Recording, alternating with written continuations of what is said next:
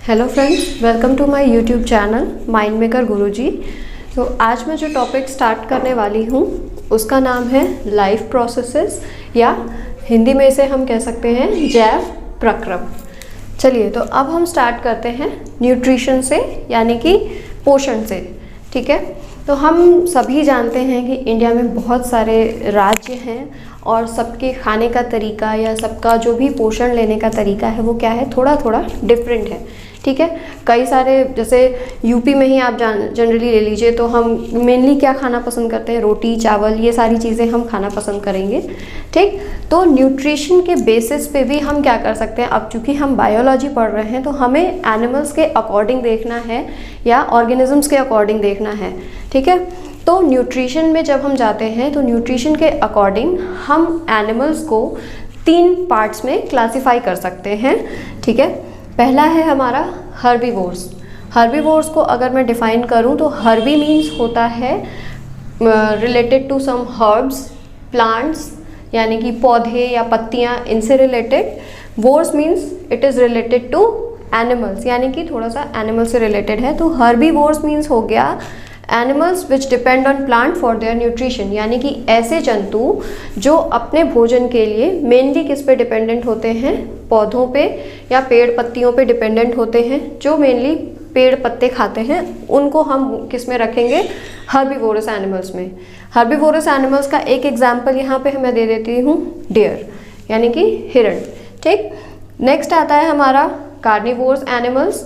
Carnivorous animals, carni is something related to flesh और meat, यानी कि जिसको हम मांस बोल सकते हैं हिंदी में। तो ऐसे एनिमल्स जो अपने भोजन के लिए दूसरे जंतुओं के मांस पे या मीट पे डिपेंडेंट होते हैं, उनको हम क्या कहते हैं, कार्निवोरस एनिमल्स। ठीक है, इसका एक छोटा सा एग्जाम्पल है लायन। नेक्स्ट थर्ड कैटेगरी जो आती है हमारी, omnivores.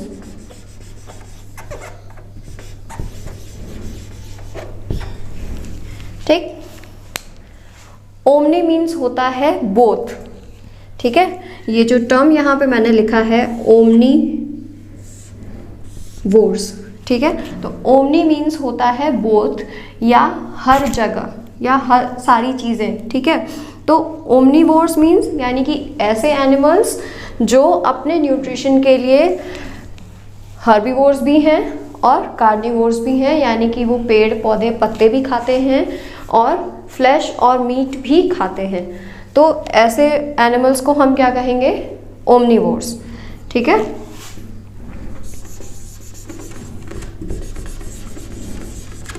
Animals which depend on both plants as well as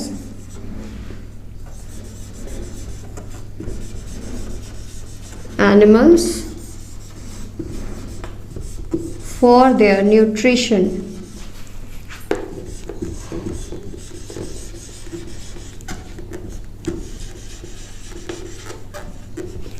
ठीक है, ऐसे एनिमल्स जो दोनों पे डिपेंड करेंगे। इसका एक एग्जाम्पल सबसे इजी, ह्यूमंस। ह्यूमंस जो होते हैं वो अपने पोषण के लिए या अपने न्यूट्रिशन के लिए, अपने भोजन के लिए प्लांट्स पे भी डिपेंडेंट हैं, and they eat flash meet also. ठीक है, इतनी चीज़ें क्लियर हो गई। हम न्यूट्रिशन के बेसिस पे एनिमल्स को कितने पार्ट में डिवाइड कर सकते हैं, 3 पार्ट में। ठीक है, first is herbivores, second is carnivores, third omnivores. ठीक है, हर्बीवोर्स में वो जो पेड़ पौधों पे डिपेंडेंट होते हैं, पत्ते खाते हैं, घास खाएंगे। नेक्स्ट कार्निवोर्स जो फ्लैश मीट मांस इत्यादि खाते हैं। ओमनीवोर्स जो दोनों पे डिपेंडेंट होते हैं। ठीक है, इतनी चीज़ें क्लियर है। अब आपको क्या करना है, इन सब के मैंने सिर्फ एक एक एग्जाम्पल आपको दिए हैं। आपका ये छोटा सा काम है कि इसके बाकी एग्जाम्पल्स आप नीचे कमेंट बॉक्स में कमेंट करेंगे। ठीक है, चलिए अब आगे बढ़ते हैं और नेक्स्ट चीज़ हम पढ़ते हैं कि जो भी फूड या न्यूट्रिशन हम लेते हैं पेड़ पौधों से या पत्तों से, या जो भी हम फूड आइटम खाते हैं, उनसे हमें क्या क्या न्यूट्रिएंट्स मिलते हैं, या उनमें ऐसा क्या है जिसकी वजह से हमारी बॉडी की ग्रोथ में, प्रॉपर फंक्शन में हमें हेल्प मिलती है। ठीक है, चलिए आगे बढ़ते हैं। अब जब हम बात करते हैं कि ऐसा क्या है कि हमारी बॉडी को प्रॉपर ग्रोथ करने में इजी होता है कोई भी हम जब खाना खाते हैं तो, अच्छा एक एग्जांपल मैं आपको बताती हूँ। जैसे मान लीजिए हम डेली लाइफ में चावल खाते हैं, ठीक है, तो अगर हमें चावल को जनरली पकाना है तो हमें क्या करना होगा, बहुत मतलब कुछ चीज़ों की ज़रूरत पड़ेगी, कुछ रॉ मटेरियल्स की ज़रूरत पड़ेगी। ठीक है, तो चावल पकाने के लिए हमें क्या क्या चीज़ों की ज़रूरत होगी, एक तो हो गया राइस और दूसरा पानी। ठीक है, इसे सिंपली हमें गैस पे रख के बॉईल करना है और हमारा चावल तैयार हो जाएगा। ठीक है, तो अब एक फूड बनाने के लिए हमें किन चीज़ों की ज़रूरत पड़ी, सिंपल राइस कुक करने के लिए हमें 2 चीज़ों की ज़रूरत पड़ी। ठीक है, एक वाटर एंड राइस।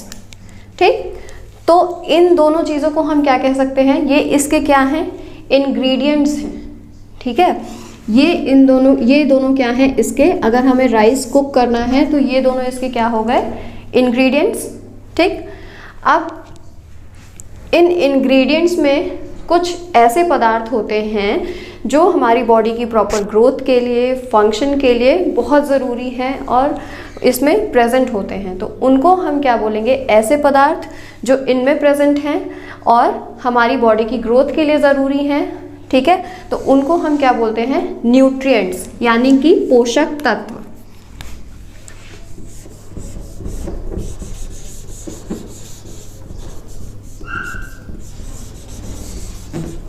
न्यूट्रिएंट्स या फिर पोषक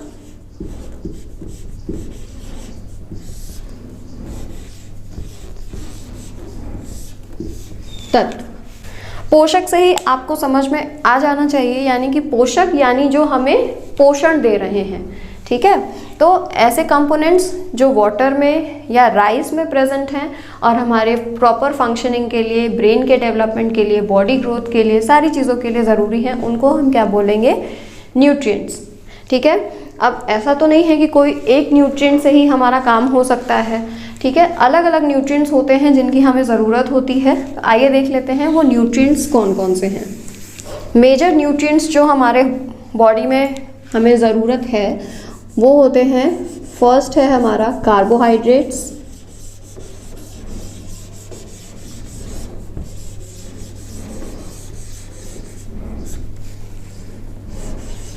सेकेंड इज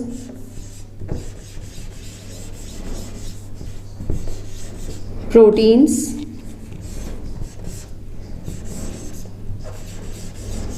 फैट्स,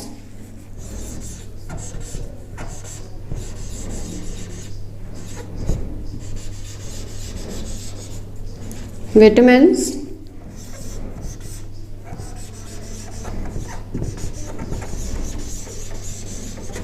मिनरल्स,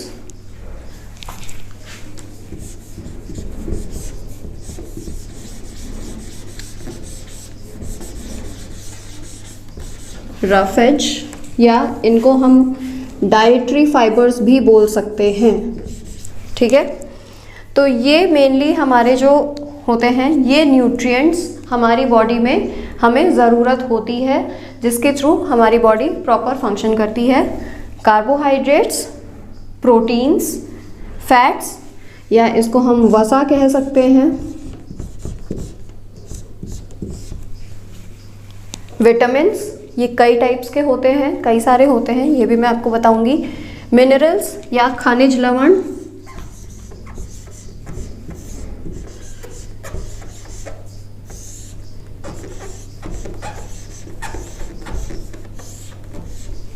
ठीक है, रफेज, डाइटरी फाइबर्स, या इनको हम आहारी रेशे बोलते हैं।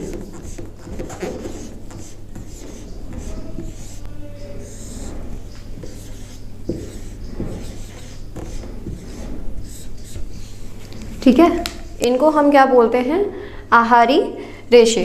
और एक सबसे मोस्ट इम्पॉर्टेंट थिंग, हमारी बॉडी का 95% पार्ट जिससे बना हुआ है वो है क्या? वाटर। इसकी भी हमें ज़रूरत होती है बहुत ज़्यादा, बिल्कुल इसको इग्नोर नहीं कर सकते।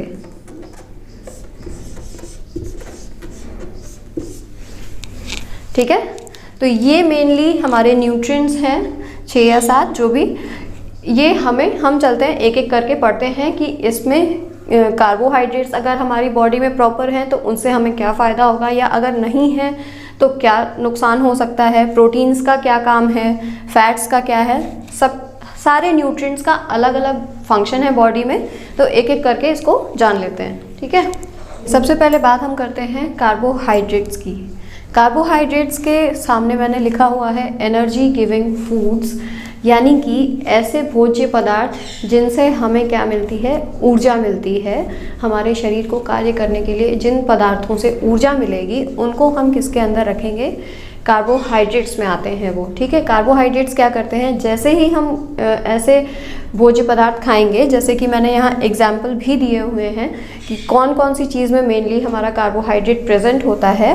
तो जैसे स्वीट पोटैटो यानी कि शकरकंदी, जिसे मीठे आलू भी बोलते हैं, वो पटेटो जो भी हम लोग नॉर्मल वेजिटेबल्स में यूज़ करते हैं, शुगर केन यानी कि गन्ना, बनाना, केले, ये सारी चीज़ें, पपीता, मेलन यानी कि कोई भी तरबूज या खरबूज जो भी होता है, मैंगो, बाजरा, राइस, व्हीट, ये सारी चीज़ें क्या हैं? इनमें ये carbohydrate rich sources of foods हैं, यानी कि इनमें कार्बोहाइड्रेट्स क्या हैं? वो अधिक मात्रा में पाए जाते हैं।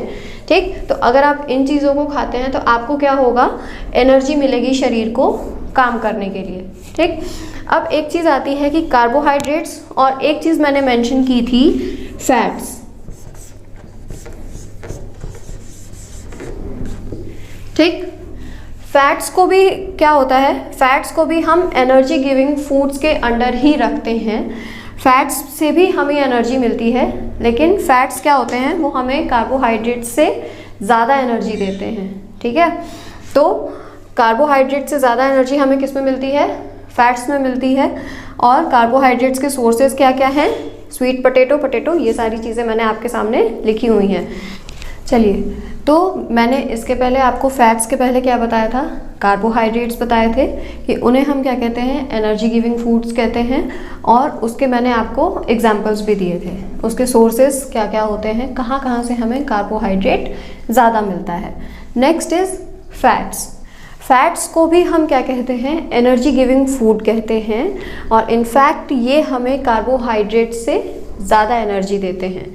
ठीक, तो आइए अब फैट्स के भी सोर्सेज हम देख लेते हैं क्या क्या होते हैं। फैट्स मीन्स होता है वसा। लोग कहते हैं ना बहुत ज़्यादा ऑयली फूड नहीं खाना चाहिए, नहीं तो फैट बढ़ जाता है। क्यों कहते हैं ऐसा? क्योंकि फैट्स या जो भी तेलीय पदार्थ होते हैं ना, जो भी घी, तेल, और जैसे मीट हो गया और एग्स हो गए, उसमें क्या होता है? बहुत ज़्यादा अमाउंट में क्या होता है? वसा पाई जाती है। जैसे कोई भी चीज़ ऑयली है, आप कैसे पता करते हो? कोई भी पेपर ले लो या टिश्यू पेपर ले लो, कोई भी चीज़ बहुत ऑयली है, जैसे समोसे हो गए या कोई भी चीज़ है, तो उस पे जब आप किसी भी पेपर को रब करते हो ना, तो वो पूरा का पूरा ऑयल किस पे आ जाता है? उस पेपर पे आ जाता है। तो ऑयल्स में मेनली क्या प्रेजेंट है? हमारा वसा प्रेजेंट है, फैट्स प्रेजेंट हैं, जिसमें इसके सोर्सेज को हम 2 पार्ट्स में डिवाइड करते हैं, एनिमल सोर्सेज और प्लांट सोर्सेज। ठीक है, एनिमल में कौन कौन से ऐसी चीज़ें हैं या कौन कौन से ऐसे पदार्थ हैं जिन्हें हमें वसा मिलती है? उनमें आता है मीट, घी भी हम क्या करते हैं? घी कैसे निकलता है नॉर्मली घरों में? क्या करते हैं? कोई भी गाय का या भैंस का दूध होता है तो उससे हम क्या करते हैं? उसके ऊपर जो मलाई होती है उससे हम क्या कर सकते हैं? घी निकाल सकते हैं। तो घी क्या हुआ? एक फैट का सोर्स हो गया। इसके बाद क्या है? मिल्क में, क्योंकि नॉर्मली हम घी निकाल कहाँ से रहे हैं? घी जो हमें मिल रहा है या जो भी देशी घी जिसे हम कहते हैं, वो हमें कहाँ से मिल रहा है? वो दूध से ही तो मिल रहा है। तो इसमें भी क्या होगा? ये भी एक फैट रिच सोर्स है। इसके बाद फिश में क्या होता है? लोग कहते हैं फिश ऑयल बहुत हेल्दी होता है, बहुत ज़रूरी होता है, ब्रेन के डेवलपमेंट के लिए बहुत फ़ायदेमंद होता है। ठीक है, और एग्स नॉर्मली आजकल सभी खाते हैं। क्रीम, बटर, जितनी भी ऑयली चीज़ें हैं उनको हम किसके अंदर क्लासिफाई करते हैं? फैट्स के अंदर। ठीक है, क्योंकि कोई भी ऑयली चीज़ हम खाते हैं तो उससे हमें क्या होता है, इंस्टेंट एनर्जी मिलती है, हम थोड़ी देर बहुत अच्छे से काम कर सकते हैं। ठीक है, अब नेक्स्ट चीज़ पे हम आते हैं, वो होता है हमारा प्रोटीन्स। चलिए, तो नेक्स्ट चीज़ हमारी न्यूट्रिएंट्स में क्या आ गई, प्रोटीन्स। ठीक है, प्रोटीन्स के आगे मैंने लिखा हुआ है बॉडी बिल्डिंग फूड्स।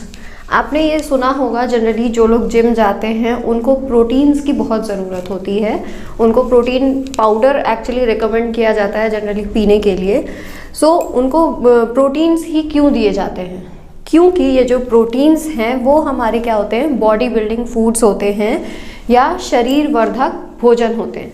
ठीक, और ये जो भी प्रोटीन्स हैं वो हमारे शरीर की प्रॉपर ग्रोथ के लिए, बिल्डिंग के लिए, या हमारे शरीर में कोई भी छोटी मोटी टूट फूट अगर होती है तो उसके मेंटेनेंस में कौन काम आता है, प्रोटीन्स ही काम आते हैं।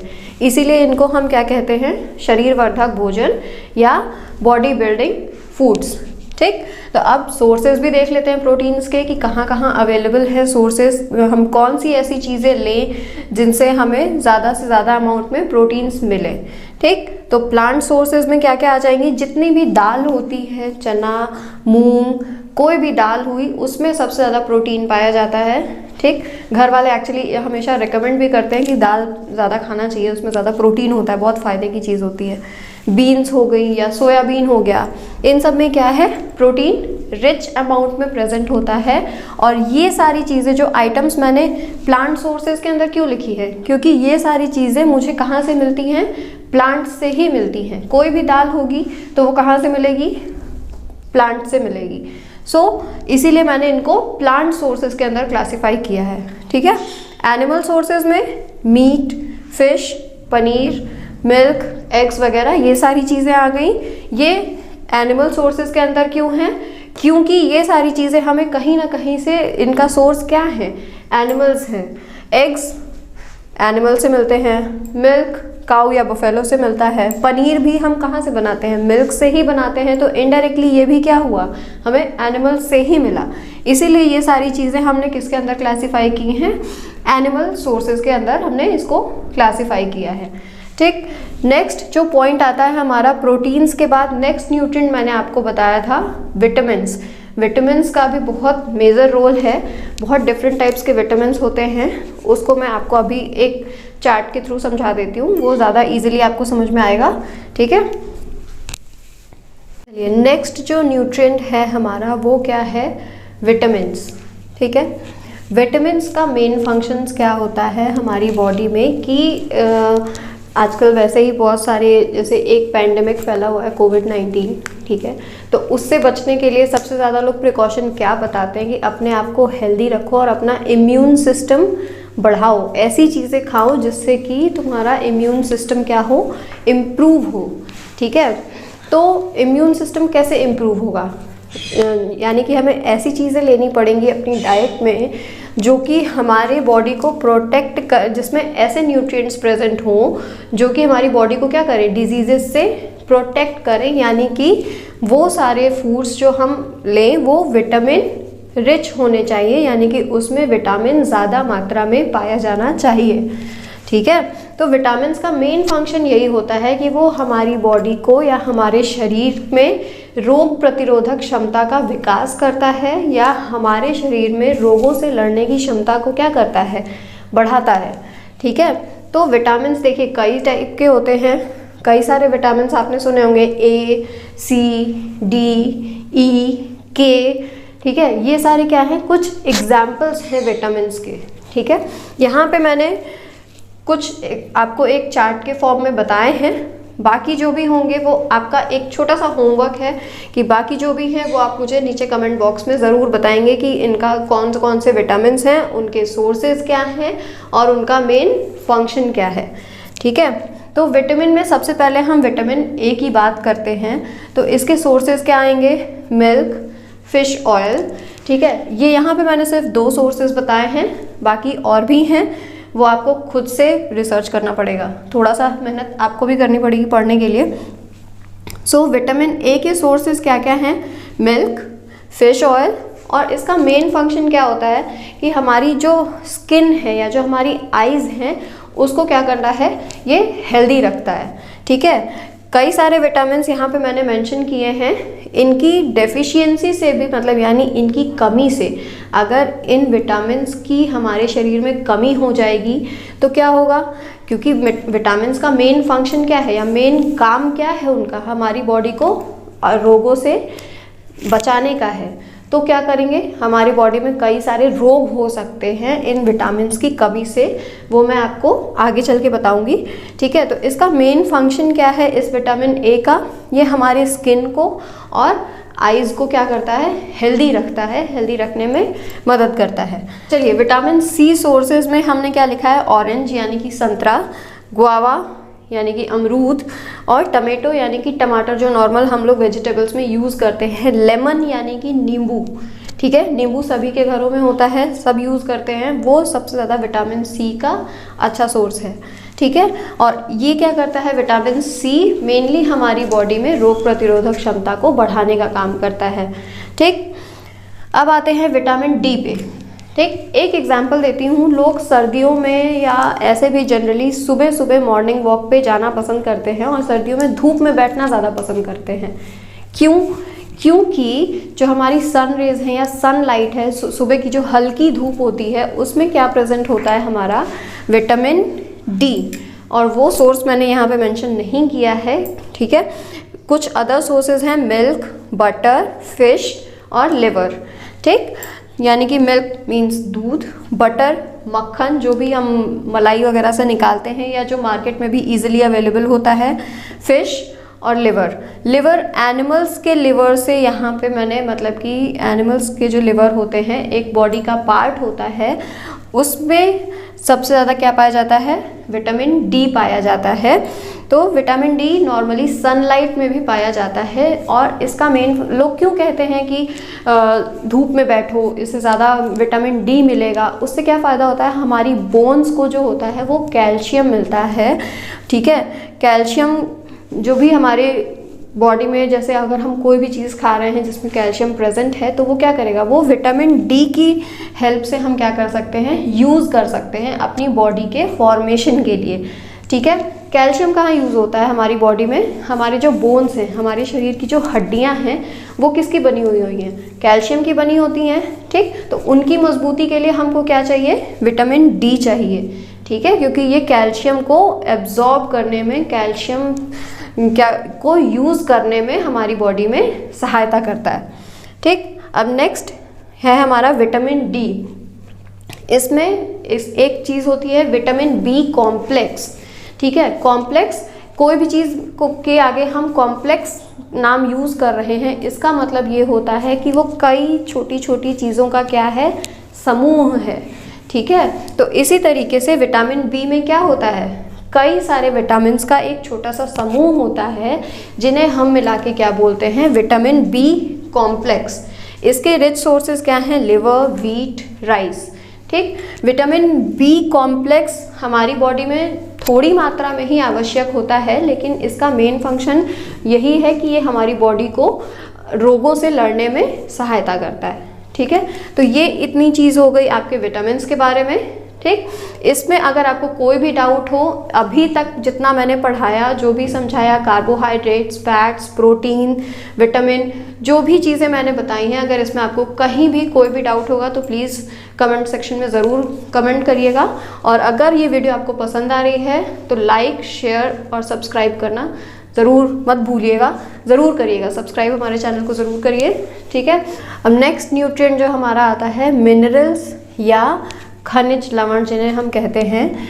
इनका मेन फंक्शन हमारी बॉडी में क्या होता है, हमारी बॉडी की प्रॉपर ग्रोथ के लिए और उसमें गुड हेल्थ मेंटेन करने के लिए, यानी हमारे अच्छे स्वास्थ्य को मेंटेन करने में, बनाए रखने में किसका मेन रोल होता है, मिनरल्स का या खनिज लवण का। ठीक है, अब सोर्सेज ऑफ मिनरल्स देख लेते हैं क्या क्या हैं। मिनरल्स के एग्जाम्पल्स में आपका आ जाएगा आयोडीन, फॉस्फोरस, और क्या है, कैल्शियम। ठीक है, आयरन, ये सारे हमारे किस में आ जाएंगे, मिनरल्स के ये कुछ एग्जाम्पल्स हैं। अब हम ये देख लेते हैं कि ये आयोडीन, फॉस्फोरस, आयरन या कैल्शियम जो भी है, जो भी लौह तत्व है, आयरन मीन्स लौह तत्व होते हैं, फॉस्फोरस, आयोडीन, ये सब हमें कहाँ से किस किस चीज़ों को खाने से ज़्यादा मात्रा में प्राप्त हो सकते हैं।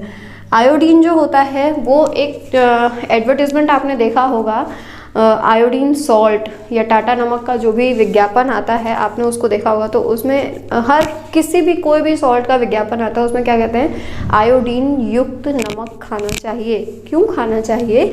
इसीलिए क्योंकि वो हमारी बॉडी की प्रॉपर ग्रोथ के लिए और गुड हेल्थ मेंटेन करने के लिए बहुत ज़रूरी है। ये एक मिनरल है जो कि हमारी बॉडी के लिए बहुत ज़रूरी है। आयोडीन की कमी से आपने जनरली एक और एडवर्टीज़मेंट देखा होगा जिसमें घेंघा रोग या गॉइटर हो जाता है, ठीक है, जिसमें गले में सूजन आ जाती है, ठीक है। तो ये आयोडीन हो गया। और किन किन चीज़ों में पाया जाता है? फिश आप जनरली देख रहे हैं, फिश में सारे न्यूट्रिएंट्स अवेलेबल हैं। प्रॉन मीन्स झींगा मछली आपने सुना होगा जिसे हम कहते हैं, ठीक है, उसे हम प्रॉन कहते हैं इंग्लिश में। स्पिनच यानी कि पालक, सॉल्ट नमक मैंने आपको बता ही दिया विज्ञापन के थ्रू, जिंजर अदरक, ठीक है, ये सारी चीज़ें बहुत इजीली घर में अवेलेबल होती हैं, ठीक है। इससे आपको बहुत ज़्यादा मात्रा में क्या मिलेगा? आयोडीन मिलेगा। नेक्स्ट खनिज लवण जो मिनरल है हमारा वो है क्या? फॉस्फोरस। फॉस्फोरस किन किन चीज़ों में पाया जाता है?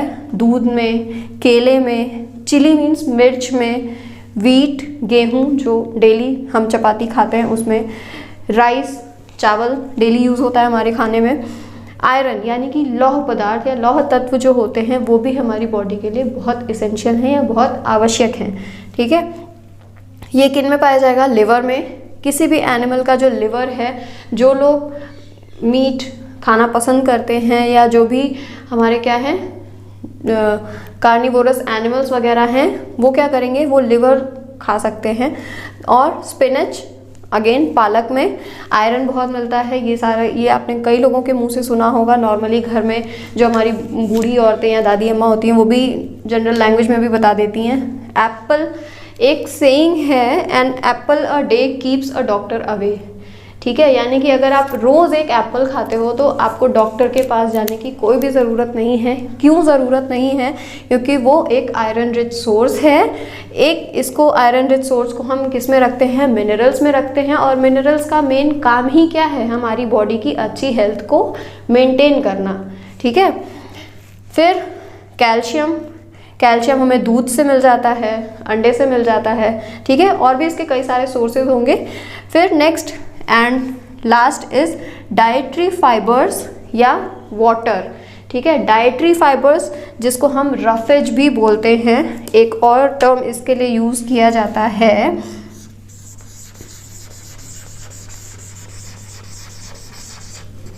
रफेज, ठीक है, रफेज या डाइटरी फाइबर्स।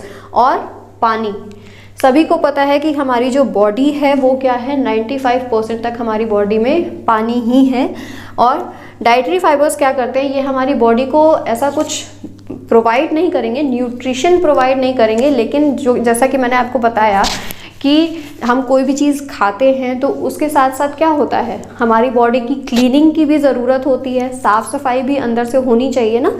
जो भी वेस्ट मटेरियल है तो वो किसकी हेल्प से वेस्ट मटेरियल आउट होगा? डाइटरी फाइबर्स की वजह से, ठीक है। डाइटरी फाइबर्स हमारी खाने में प्रेजेंट होना बहुत ज़रूरी है, क्योंकि वो क्या करते हैं, वेस्ट मटेरियल को पास आउट करने में हेल्प करते हैं, ठीक है। यानी कि यहाँ पे मैंने लिखा भी हुआ है, helps our body to get rid of undigested food, यानी कि जो भी भोज्य पदार्थ आपकी बॉडी में डाइजेस्ट नहीं हुआ है, नहीं पचा है, या जो भी वेस्ट मटेरियल है उससे छुटकारा किससे मिलेगा?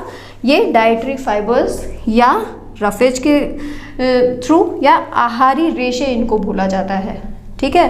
अब आहारी रेशे हैं, रेशेदार पदार्थ जितने भी होंगे, चाहे वो पालक, कोई भी फल फूल सब्जी कुछ भी आप खाइए, उसमें कुछ ना कुछ मात्रा में क्या होता है, रेशे उपस्थित होते हैं, ठीक है। तो ये क्या करते हैं, हमारी बॉडी से जितना भी वेस्ट मटेरियल है उसको निकालने का काम करते हैं। एंड वाटर, अब वाटर में भी कई मिनरल्स प्रेजेंट होते हैं, ठीक है। वाटर से हमें कोई न्यूट्रिएंट एज सच नहीं मिलेगा, लेकिन ये क्या करेगा, जो भी हमने भोजन खाया है, ठीक है। उससे जो भी न्यूट्रिएंट्स जो मैंने पहले आपको बताए, कार्बोहाइड्रेट, प्रोटीन, विटामिन, ये सारी चीज़ें क्या करेंगी, एब्जॉर्ब करने का काम करेगा हमारी बॉडी में, यानी उसको हमारी बॉडी में अवशोषित करने का कार्य करेगा। कौन?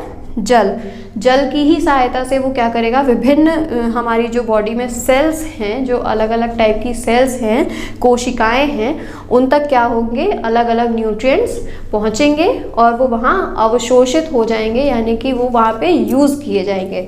ठीक है, इतनी सारी चीज़ें क्लियर हैं अभी तक। मैं जितने भी मैंने यहाँ पे चीज़ें बताई, न्यूट्रिएंट्स बताया या जो भी प्रोसेस न्यूट्रिशन का बताया, क्या होता है न्यूट्रिशन, आई होप कि आपको सारी चीज़ें क्लियर होंगी। ठीक है, और अगर आपको ये सारी चीज़ें क्लियर हैं तो प्लीज़ मेरे वीडियो को लाइक कीजिएगा और शेयर भी कीजिएगा। ठीक है, चलिए अब इसके आगे की चीज़ें मैं आपको बताती हूँ। चलिए, इतनी सारी चीज़ें मैंने आपको पढ़ाई, न्यूट्रिशन क्या होता है, न्यूट्रिएंट्स क्या हैं। ठीक है, तो न्यूट्रिएंट्स सारी चीज़ें ऐसी चीज़ें जो हमारी बॉडी के प्रॉपर ग्रोथ, डिजीज़ से लड़ने के लिए और काफ़ी सारी चीज़ों के लिए हमें हेल्प करती हैं। अब इन सारी चीज़ों को अगर हम एक बात में कहना चाहें तो कैसे कह सकते हैं, कोई भी डॉक्टर होगा या कोई भी इंसान होता है वो कहता है कि हमें बहुत बैलेंस्ड डाइट लेनी चाहिए।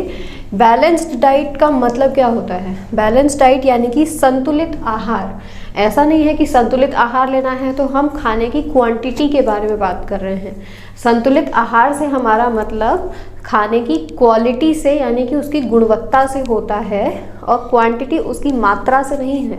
ठीक है, संतुलित आहार मीन्स ऐसे आहार हमें लेने चाहिए, जो भी हमारे फूड हम खा रहे हैं, जो भी हमारे थाली में जो भी फूड्स हैं, वो ऐसे फूड्स होने चाहिए जिसमें हर एक न्यूट्रिएंट प्रेजेंट हो। ठीक है, जो भी कार्बोहाइड्रेट, प्रोटीन, फैट, ये सारी चीज़ें हमें रेगुलर बेसिस पे लेनी चाहिए। ठीक है, तो बैलेंस्ड डाइट यानी कि संतुलित आहार या संतुलित भोजन किसे कहते हैं? ऐसा भोजन जिसमें हमें सारे न्यूट्रिएंट्स मिले। ठीक है, जो हमारी बॉडी के लिए या जो हमारे शरीर के लिए क्या है, आवश्यक है। तो बैलेंस्ड डाइट या संतुलित आहार क्या होता है? ऐसा आहार या ऐसा भोजन जिसमें कि हमारी बॉडी के लिए जो भी चीज़ें रिक्वायर्ड हैं, चाहे वो कार्बोहाइड्रेट्स हों, फैट्स हों, विटामिन्स हों, मिनरल्स हों, या even dietary fibres and water, यानी कि आहारी रेशे और पानी भी इंक्लूड होना चाहिए। ठीक है, तो ऐसे भोजन को हम क्या कहते हैं? बैलेंस्ड डाइट कहते हैं। ठीक, तो आई होप कि आपको आज की मेरी वीडियो पसंद आई होगी, आपको सारी चीज़ें इस टॉपिक से क्लियर होंगी।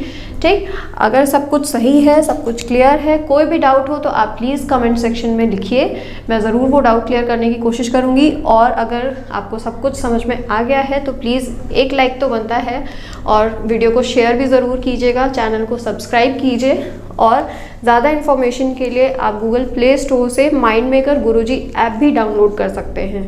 ठीक है, थैंक यू।